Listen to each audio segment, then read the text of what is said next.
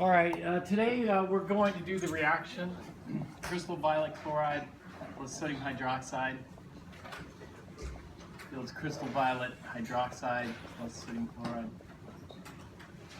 And we're going to monitor this reaction by looking at the intensity, the absorption, the green-yellow light from the crystal violet. In other words, what we can do is we can follow the progress of this reaction by essentially just measuring the absorbance. Because what we're going to see is that at high concentrations, it's going to absorb a lot of light. The absorbance is going to be, directly proportional to concentration. And so we start off at a high absorbance, and then we're going to monitor the absorbance over a period of time. So what's going to happen is the color is going to fade. And we're going to see how that color fades, but we're going to use a spectrometer to do it. And so eventually the color drops down to here, here. And so it's going to start off as a pretty intense, let's say, violet color, and then start going more and more towards colorless. This is what the typical reaction would look like. In a typical reaction, the more concentrated it is, the faster it reacts. As things become less and less concentrated, the reaction tends to slow down. Now, all reactions don't behave like that. There are some reactions where, it doesn't matter what the concentration is. The rate, what we call the rate of reaction, just decreases steadily. That is, it just has a constant rate of reaction. But in general, what we see is more concentrated, faster, and less concentrated, slower. All right, we can figure out the rate of reaction by looking at, how fast the reactant is being consumed. And how fast the reactant is being consumed is going to be given by this. It's the change in the reactant concentration over the change in time. And so the rate of reaction is just delta A over delta T. And so if we want to determine the rate of the reaction, we just pick a point. Let's say we'll take this initial point and then take a point out here. And then just measure delta A and delta T, or delta concentration, delta T. And so to measure delta concentration, it's just delta Y. And delta T is just delta X. So this is our delta Y over delta X. And so the rate of the reaction is just the slope of the line connecting those two times there. Excuse me. But what we see is over this time interval, the actual rate changes because it's kind of fast right here, and then it slows down over here. And so during this time period, the rate is actually changing because the slope of the curve is actually changing. And so what we call this here is we call this the average rate. It's going to be the average rate over this time interval. What we can do is we can make the time interval smaller and smaller. If we make the time intervals really small, then what we do with these deltas is we change them to D's. So D's are really, really tiny deltas. So we get the D of the concentration over dt. And so if we do a tiny time interval, let's say we're looking at this time interval here, which is a very tiny delta t, then when we look at the rate is actually going to be the slope of the tangent line here at that time. So this would be the time t, or like this. Here. And so that will be our d change in concentration over change in time, and we call this the instantaneous rate. All right, so when we're looking at a graph like this, then we're looking, how fast is this reacting? Well, to see how fast it's reacting, we just look at the slope. But it depends on how we measure the slope. Okay?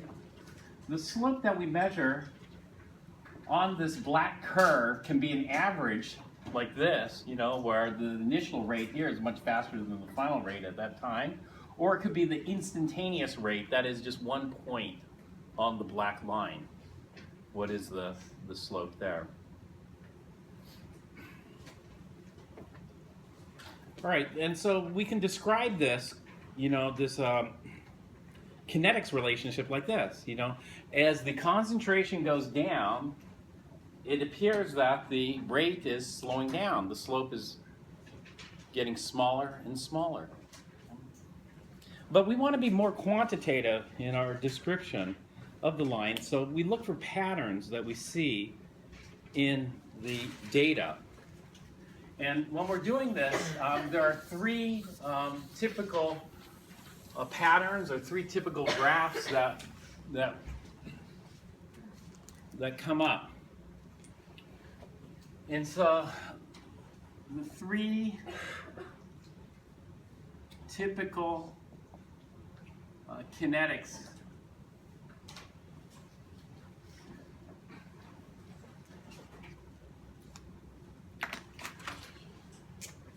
that are observed is this. One where, let me see if these pens are dried out.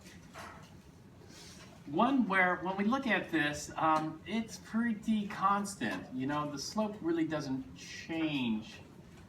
In fact, it's just a straight line here.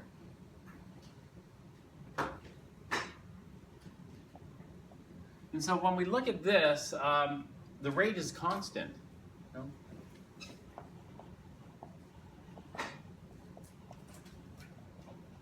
It doesn't depend on the concentration.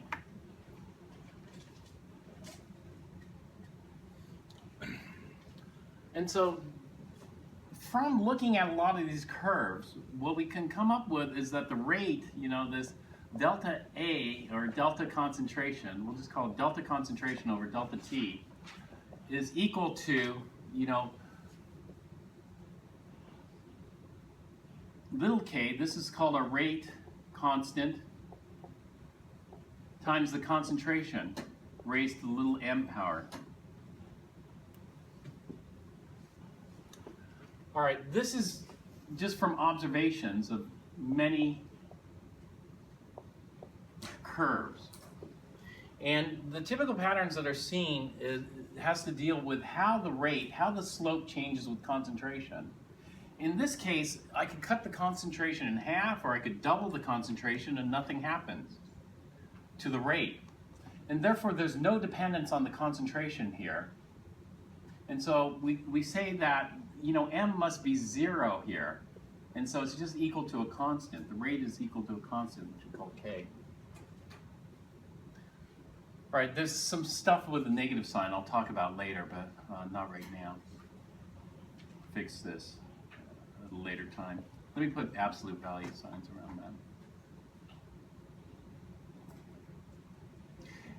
Okay, if this has no dependence on the concentration, we call this zero order kinetics.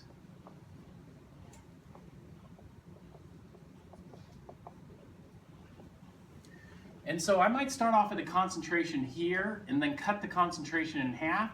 If I cut the concentration in half, that's 1/2 the original, and this would be the original concentration here. Then I look at the slope, and nothing's happened to the slope. The slope is the same, right?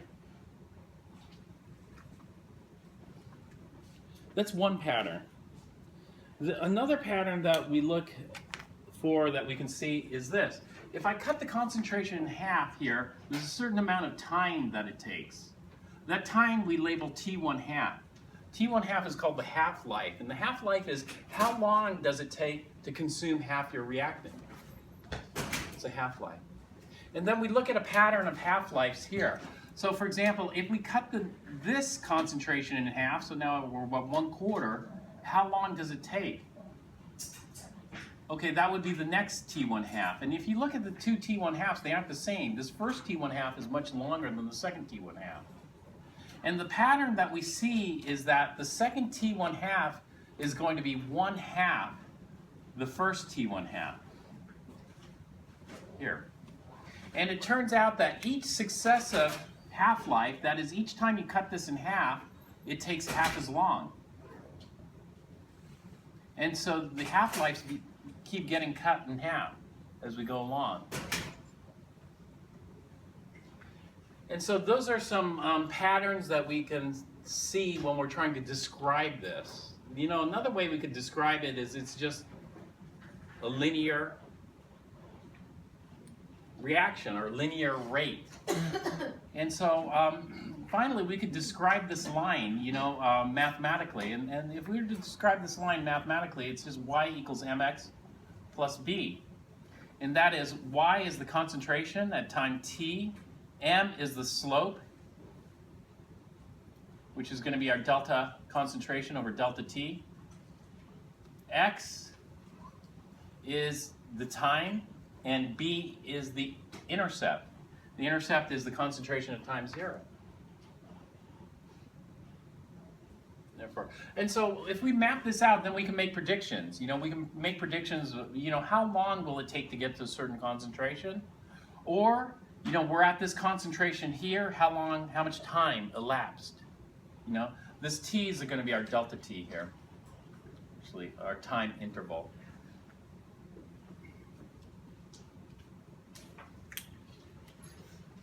And so in other words, zero order kinetics is just a straight line decay.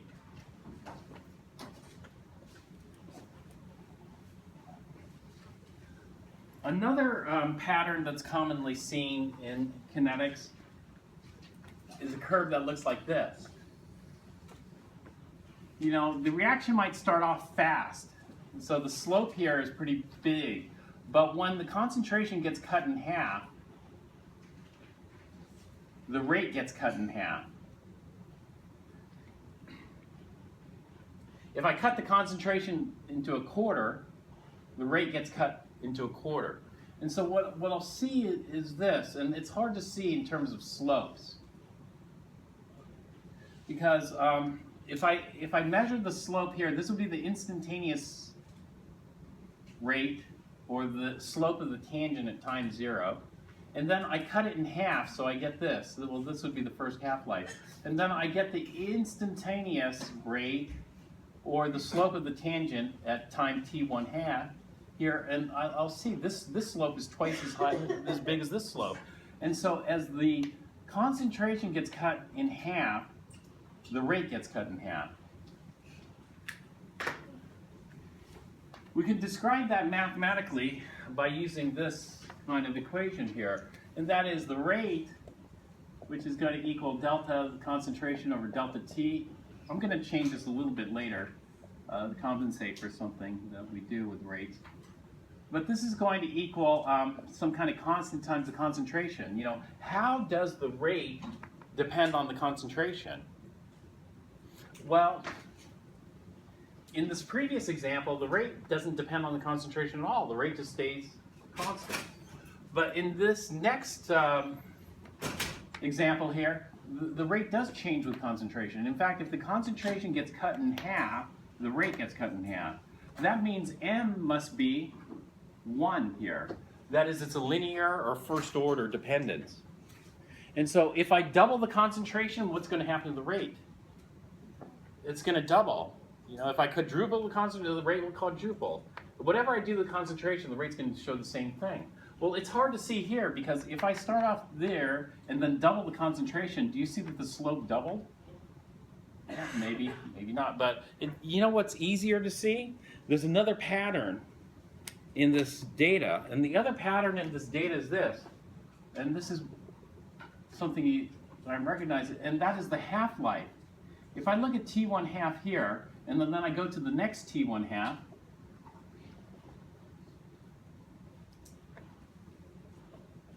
the interval here will be exactly the same as the first one. And so in other words, t1/2 is the same, and then I go to the next t1/2, and that is, I cut this starting point in half here, and then I'll see the next t1/2 is the same. And so what we'll see with this type of curve is that the half-life is constant. Each time I cut the concentration in half, no matter where my starting point is, it takes the same amount of time. Whereas over here, the t1/2s get successively smaller or successively halved each time. And so this is what we call first order kinetics. First order kinetics. The concentration and time. And so what we want to do is, now we want to make some predictions. You know, I want to know how long will it take.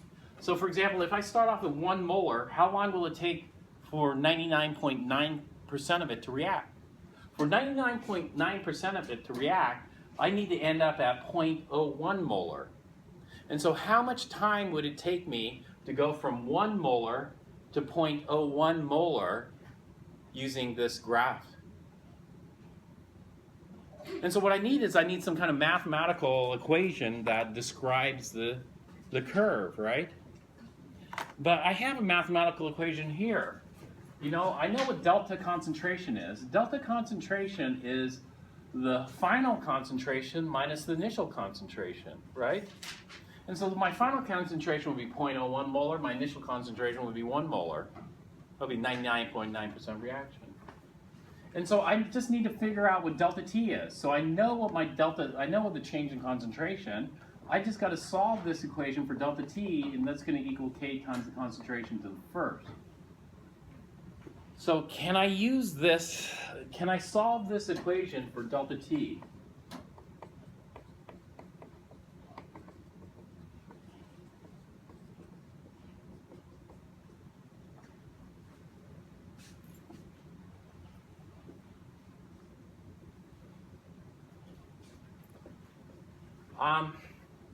It looks like I can, but I can't.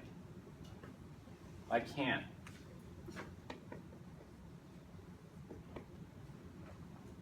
I can't solve it for delta T because the problem is this.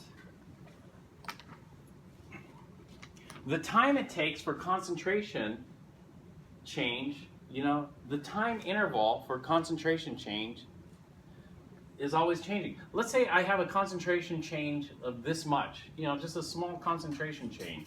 A small concentration change like that will take this time interval here, right? Here. But let's say I have the same concentration change, but I'm looking at it over here. So I want to change the concentration by this much here. What's my time interval going to be?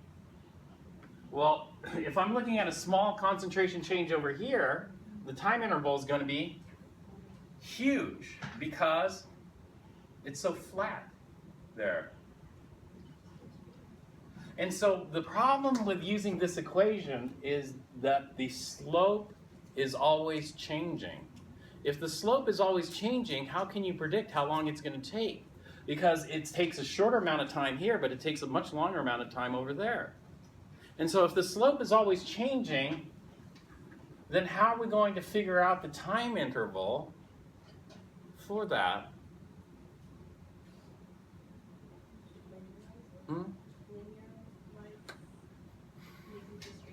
Make it into a straight line? How can we make it into a straight line?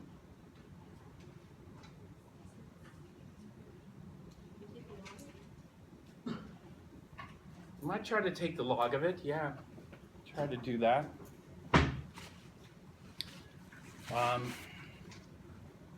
Maybe, maybe not. And so, can I solve this equation for delta T? I can't. The problem is the slope is always changing.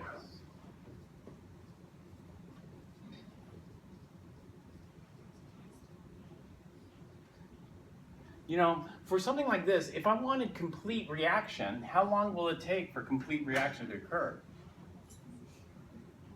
Infinite amount of time, right? Because it's just going slower and slower and slower. And so usually I just care about maybe 99.9%. You know, get a 99.9% reaction, we'll just say it's done, right? Rather than wait for that last 0.1%, which might take forever. And so if we do that, well, we want to do some calculations. So in order to do some calculations, we have some trouble here. And the trouble here is we don't know how fast it's reacting. You know, how fast is it going to be reacting at that point? I guess we might be able to calculate it. Or do we know what K is? And so to make a long story short, we need some calculus to do this.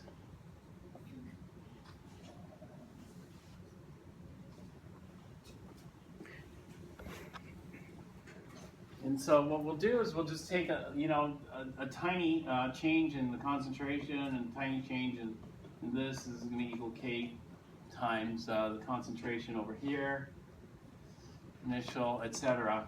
Then we do something called an integration in calculus. And then what we come up with is something called the integrated equation, or we're going to call this the rate law, so we'll call it the integrated rate law.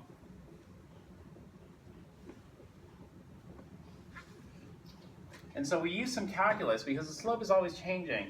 And when we use the calculus, then this is the way we're going to describe that line. And the easiest is to use the natural log. The natural log of the concentration at time t over the concentration at time 0 is going to equal minus kt. K, I'll talk about that more and why there's a negative sign.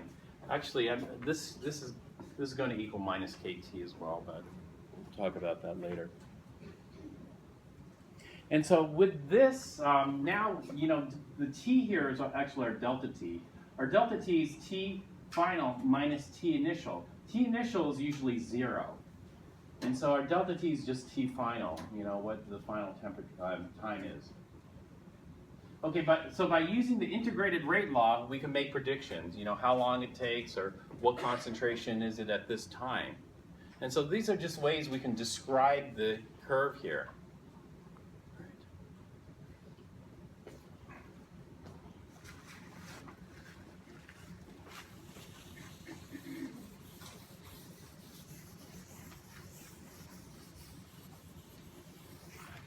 Another curve that we see is called second order kinetics.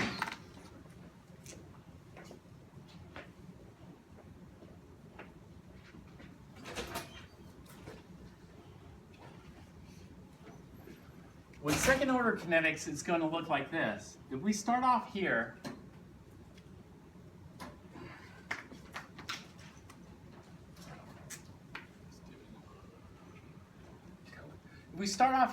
and then we cut it in half.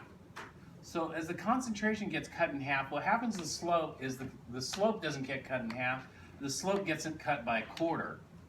So another way of thinking about that is if we double the concentration, that is, let's go backwards, we double the concentration, the rate increases fourfold. And so we're going to have an equation that looks like this. The rate or the slope at that tangent line, delta concentration over delta t, is going to equal k, which is some constant, times the concentration squared.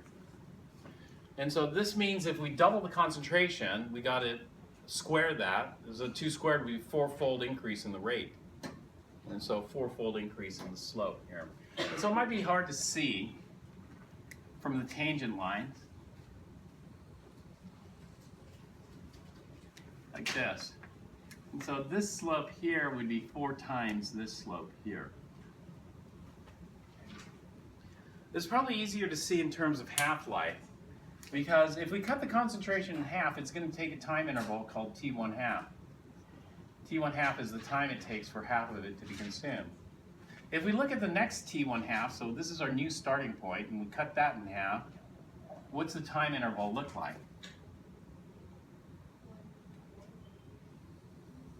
Okay, if the rate gets cut by a quarter, then you know what's going to happen to the time? The time is going to double.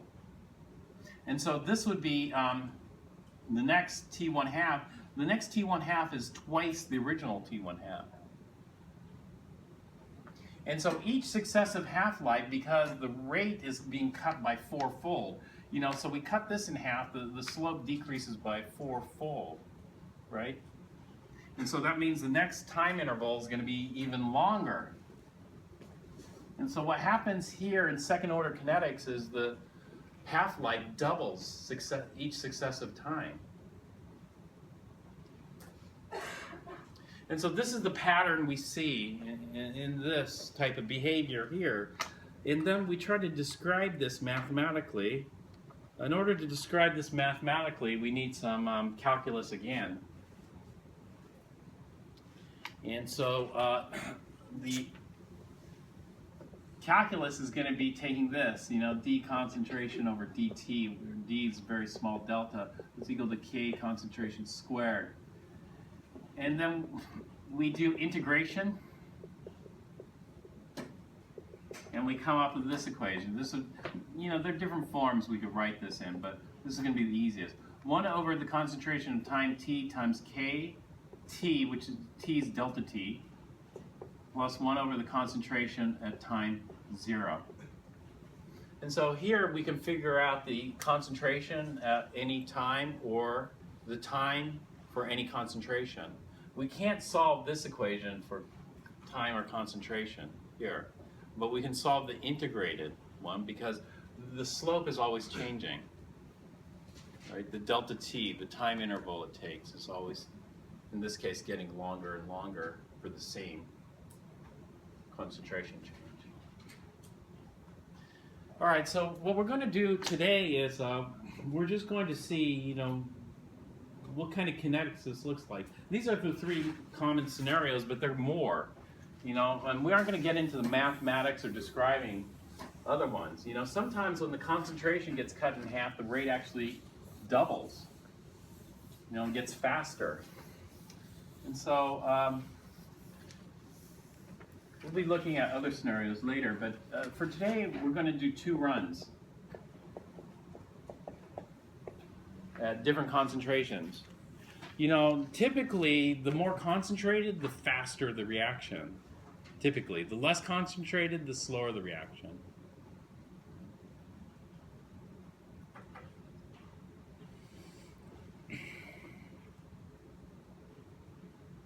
So this is what we're going to do.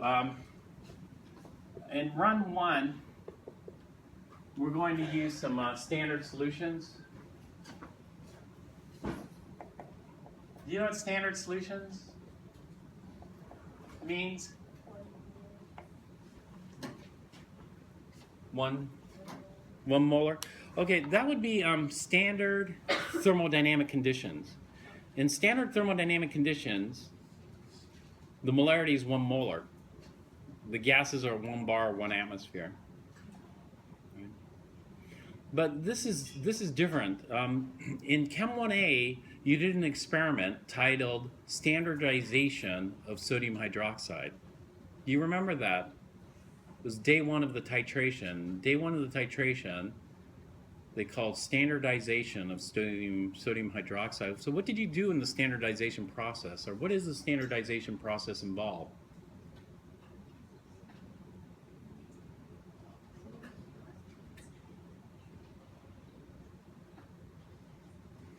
You can buy standards. And in fact, there's a place called National Institute of Standards.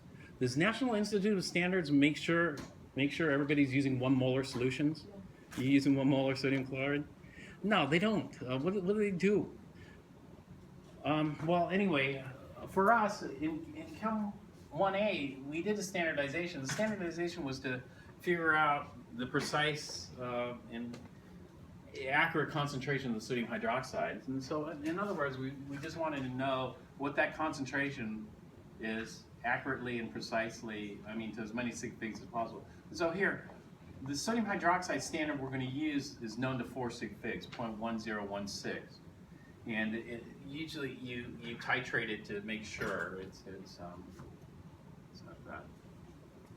And then the crystal violet is 0.01598 grams per liter, grams of crystal violet per liter. So it's a little unusual, the units there. Oops, not 8, sorry, 3. 0.01593. And so both of these are known to 4 sig figs. So they're fairly, the precision is good, and the accuracy is good because they've been standardized, i.e. tested. Okay. All right, and so in run 1, we're going to pipette. We're going to use a pipette because we should be able to get 1/100th of a milliliter precision.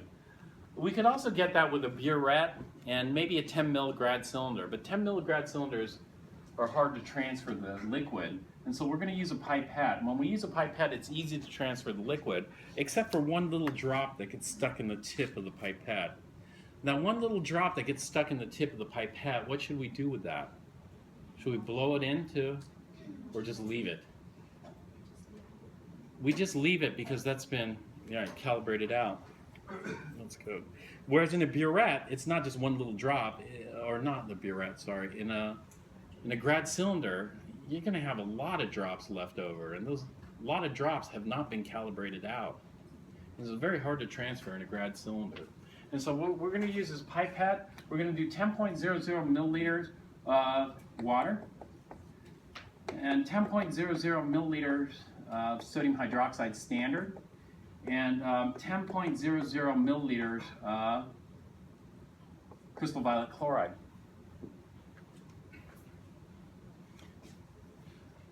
Right, immediately when we mix those together, it's going to start reacting and the color is going to fade. And so we don't want to let that happen. What we want to do is we want to mix these together first in a beaker, like that, and then add this. But when we add the crystal violet, we have to keep track of time. And when we add the crystal violet, when the first drop of crystal violet hits this solution, it's going to start reacting. Should I start my stopwatch when the first drop hits? Or should I start my stopwatch when the last drop hits? If I start my stopwatch when the first drop hits, then I'm too early for most of it, right? Because most of it hasn't hit. But if I wait for it for the last drop to hit, then I'm too late for most of it because everything's already started reacting. And so really what I should do is I should start the stopwatch when half of it has been added. And why half? Because that means I'm too late for half of it, but I'm too early for the other half, so it just averages out, right? The error. And so I want to start that stopwatch, and then I'm going to mix it. And then I have to put it into a cuvette, because we need to monitor how the concentration is changing. And then I'm going to put the cuvette into a spectrometer and measure the absorbance with time. But there's going to be a time delay here. And so when we start our experiment here, this is time 0, but that's after I get the cuvette in there. And then see how it goes in. So there's a time lag between when we mix it and when it's collecting data. And I want to make sure I keep track of that time lag. And so we need to set up an experiment. The experiment we're going to set up is, well, how fast is the experiment going to go? It turns out that our LabQuest system is capable of recording 1 data point per second. So should I collect it at maximum resolution, 1 data point per second? Well, it depends on how many seconds worth of data I'm collecting. Well, I'm going to collect about, I think in this experiment, I'm going to collect about 10 minutes. So that would be 600 data points. So do you want to copy down 600 data points from your LabQuest into your lab notebook? No. Even though that would be good, it would give you the best resolution, maybe we don't need that high of resolution. Maybe we could spread it out a little bit. If you have although if you have a USB drive or something, you can do it if you want, you know, because then you don't have to write it by hand. But if you don't and you're going to write it by hand, then maybe collect data every 20 or 30 seconds. This one, we don't know how fast this is going to react, so let's collect data at every 20 seconds. So 20 seconds, we'll get a data point. Hopefully, it's not so fast that it's all over before 20 seconds is up, then we have no data, right? And so this first part is a little bit of guesswork. We have to guess, you know, how long it takes. Uh-huh. So after how long after we mix the solution do we transfer it to the... Right away. Don't wait. We don't mix it. You mix it and then transfer it right away.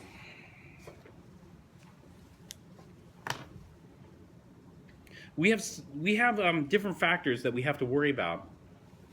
One is we don't want the reaction to go too fast. If the reaction goes too fast, we aren't going to collect any data for this unless we go to 1 second intervals. But even if we go to 1 second intervals, this time lag means that we might miss most of the reaction. And by the time we get it in there, it's already all done. We just catch the tail end. That's bad, right? And so, well, we could slow it down. How can we slow down the reaction? Just dilute these down. You know, the less concentrated, the slower they're going to react. And so we can dilute it down. But the thing is, we don't want to dilute it down too much, or we don't want this too concentrated, because we want the initial absorbance of crystal violet to be kind of close to the Beer's law region. And so the initial concentration of crystal violet should be around where? Around 1, right? And this morning when people measured, the standard straight gave an absorbance of around 1.8. Well, 1.8 is way too high, right? And so, well, it's 1.8 undiluted, but here we're going to do a 1 to 3 dilution. A 1 to 3 dilution is going to cut that concentration by 1/3. And so, but that's still going to put it above 1. But then there's going to be a time delay between mixing and getting it here. And so based on this, we're, you know, a 1 to 3 dilution plus the time delay, we should be starting around an absorbance of 1 here. If we start at an absorbance of 1, we want to catch at least 75% of the reaction with data. 75% of the reaction is, if we start at 1, then we got to go at least down to 0.25, you know, and hopefully lower. Maybe we get 90% reaction. If you can get 90% of the reaction, then we're down at 0.1, which is good. And so there's a bit of guesswork here, since we have limited time. You know, we're getting you in the ballpark here, but we might have to make adjustments, you know, either to the data collection interval or to the concentrations or to whatever. And so the first one is we're going to just try it and see. And so the parameters here are going to be 10, 10, 10. We'll put the CV in at the end, and then we'll measure it. Hopefully it starts around 1, and we'll collect data for about 10 minutes. And hopefully after 10 minutes, most of the reactions occurred. If 10 minutes was too short, then that would be a bummer, because then maybe we should go to 15 minutes. If we go to 15 minutes, maybe we should increase the interval to 30 seconds. That way we don't have so many numbers to write down. But we'll just leave it, you know, 3 data points per minute. All right, and so the first thing we want to do is this. Do we want to measure every wavelength from 390 to 760? Because if this one will measure it at 1 nanometer intervals. And so that means we have to collect 3 data points per second at 400 different wavelengths. So 400 times 3 would be 1,200 data points per minute. Do you want to do that? No. Actually, what we want to do is we don't want to measure the whole visible spectrum. We want to measure the peak. And in fact, we only want the very top of the peak. We want the lambda max. What was lambda max called again? Lambda max is the wavelength at maximum absorption. And so the first thing we're going to do is we're going to measure the whole spectrum of crystal violet and see where our lambda max is. What is the wavelength at the maximum peak? And then we're only going to collect data at that one single wavelength. Otherwise, we're going to be overwhelmed with data, and actually nothing happens on the baseline. You know, the baselines aren't going to change. The only thing that's going to change is the peak height, you know, as that changes with concentration. And so we'll take a break, and then you're going to check out the equipment, and then we'll go through the experiment together initially. Okay. Any questions?